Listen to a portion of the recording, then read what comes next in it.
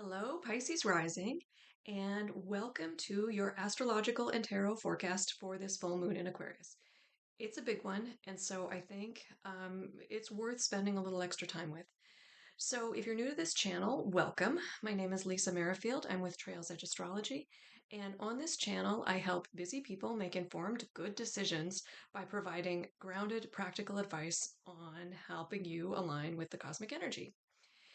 If you're interested in knowing more about how this will impact you specifically, because anything I can do here has to be just general, I do offer personal readings. My website is in the show notes. I also offer a membership where I do this kind of reading for you, looking at your chart and email it to you monthly. So that will open in November. If you're interested in that, just keep following me and I'll share more details as the time comes. And of course, before we get started, don't forget to like, subscribe, comment, and share. That helps people find my channel. It helps me know you're out there and what you're interested in hearing more of. All right, with all that out of the way, um, we have a full moon in Aquarius on August 19th. That's Monday, August 19th. And there's just a lot of energy around between, I'm recording this on Monday the 12th, and a lot of energy between now and then. And so if your nerves are a little fried, know that you're not alone and be sure to take time to practice your self care, um, whatever that means for you. Keep your cup full because there's just a lot going on in the next week. Um, so every August, we have a full moon in Aquarius. So we have a full moon where we're looking at our individual creativity versus our creativity in groups and figuring out how we balance all of that. Um, this full moon is a little special because it is square Uranus, and that square adds an element of surprise or unexpected, maybe a little chaos. Um, some interest in releasing tension. This is the same part of your chart that's been touched in April and July of this year. Uranus has been super active this year. And so if you saw patterns coming up, through the spring and summer, it's touching that same spot in the chart. And of course, the impact will depend on what other planets you have there, what other planets you have in that spot in your chart. And so it's very individual. But um, I think there is at least the opportunity for some quick changes or shifts. And again, I want to make sure your self care routine is top notch because, um, yeah, because this can be hard energy. It can be hard, really hard energy. Um, Co-present with this full moon square Uranus, we have what's called a T square in the sky. So Saturn and Venus are opposite each other, and they are both square Mars and Jupiter. And so that's a lot of really tense energy. I'm not going to break it all down specifically, except to say that adds tension to it. But I do want to pull out the Jupiter and Saturn square piece of that T square. Because Jupiter and Saturn came together in the sky in December of 2020. And they met at 0 degrees of Aquarius. And at that point, we started a new 20-year cycle. So now we are at what's called the opening square. Saturn and Jupiter are square to each other. And that opening squares are an adjustment period. So the full moon, which is calling for transformation with that square to Uranus, is also inviting in this shifting energy. Like, what does this new 20-year cycle look like? We've built something to this point, and now we're being asked to adjust it in whatever way that looks like. So think back to the end of 2020, the beginning of 2021. What were you bringing in at that point? And and at this point, what do you need to either release or shift or also bring in to move that story forward? This square touches 3 times over the next year, this is pretty common for these kinds of points to be touched several times. Um, so know that this isn't a one and done. That we have a year to adjust. We also have Pluto sitting at that 0 degree Aquarius point where Saturn and Jupiter met, just adding to this transformational energy. And that's really why I think this full moon is so has the potential to be so potent and is one we really want to intentionally work with. Um, Certainly, a full moon square Uranus, like that's no joke. Adding in this tense point where we've got the activity of Mars, this Jupiter Saturn square opposition to Venus, like that's just a lot of energy, and really. Um, yeah, it's just really important to work with it consciously and decide how you want to show up, what you want to bring in.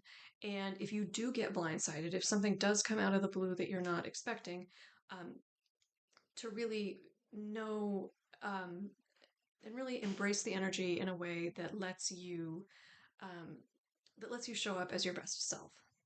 All right, so with that, let's pull some cards, and you decide the scale you want to use. Do you just want to look at this moon cycle? Because certainly these cards we can do that with. Just look at the rest of this moon cycle.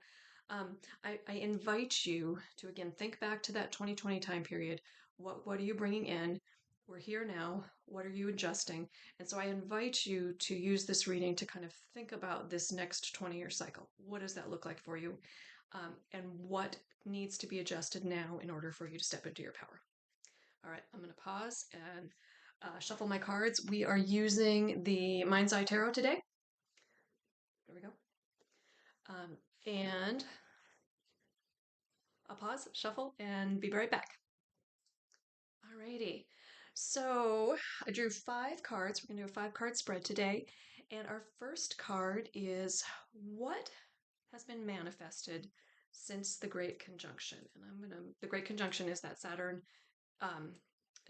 Jupiter Saturn conjunction.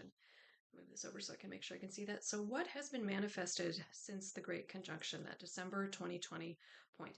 And you, my Pisces rising friends, got the Ace of Swords. And the Ace of Swords is a card about new communication, new ideas, like aces are the most pure form of the energy, and swords are, ideas, information, sometimes conflict.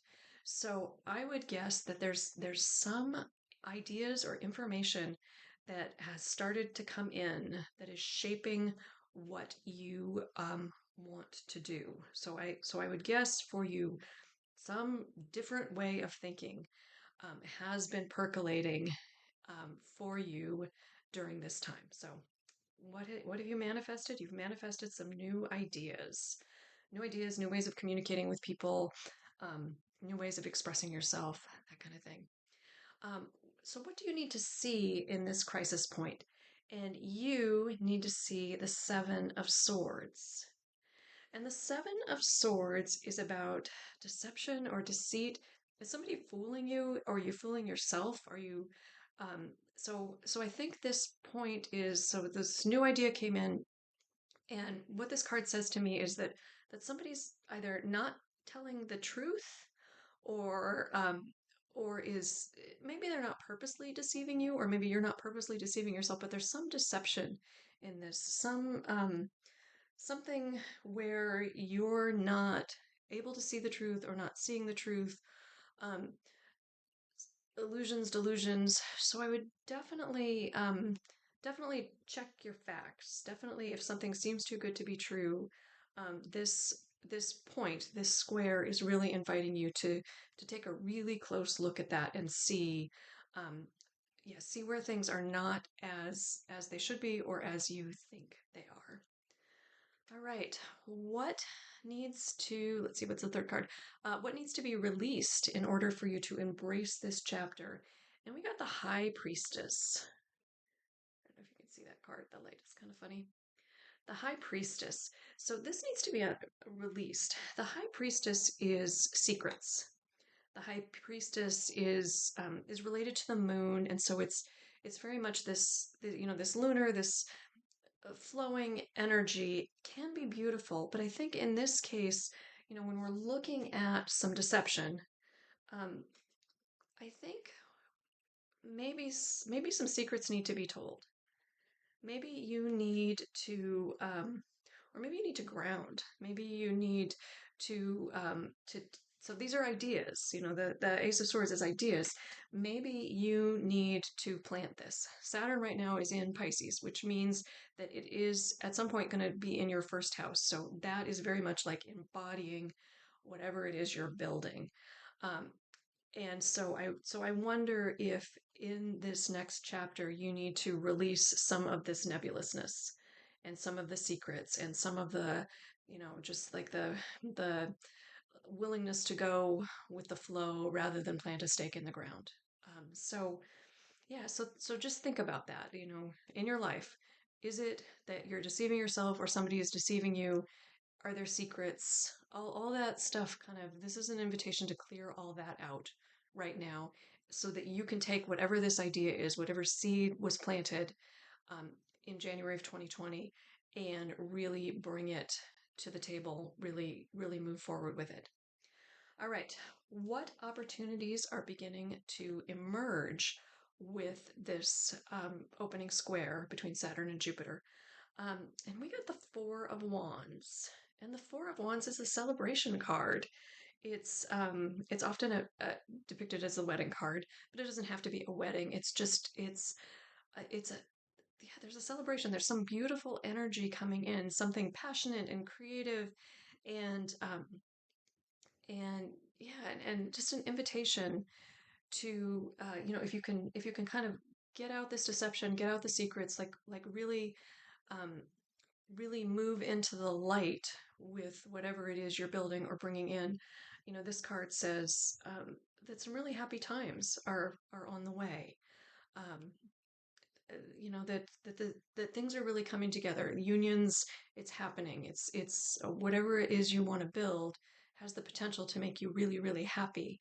Um, if you can release some of that wishy-washiness or some of those secrets, whatever that is, whatever that energy is that you're deceiving yourself, others are deceiving you, you're deceiving others, you're keeping secrets, all that stuff, it kind of needs to be, you need to shine a light on it. You need to get out in the open. And then there's some really beautiful energy headed your way, some celebration. And last but not least, what is the message from the universe? And the message from the universe for you is the Page of Wands. And pages are about learning, um, and wands are about creativity and passion. And so this is so interesting because we started out with very with the swords energy, with very like sterile information, and we ended with a couple of wands, a couple of passionate, creative endeavors. So I think the message from the universe is, if you can ground the energy, if you can get rid of any kind of uh, lies you've been telling yourself, or people who aren't supporting the movement you want to do, that there's really some new, beautiful passion and creativity that is available to you through this next part of this cycle. So, how does that fit? I'm curious. Happy to read your comments and see what you think here with this energy. Um, Again, if this resonated with you, I would love a comment. I would love a like, a subscribe, a share, any of that kind of thing, if you're willing. Yeah, Pisces rising. This is an interesting time, particularly with Saturn in your first house. I'm curious to know what's happening for you. All right, I'm going to close there, and I wish you well. Talk to you soon. Bye.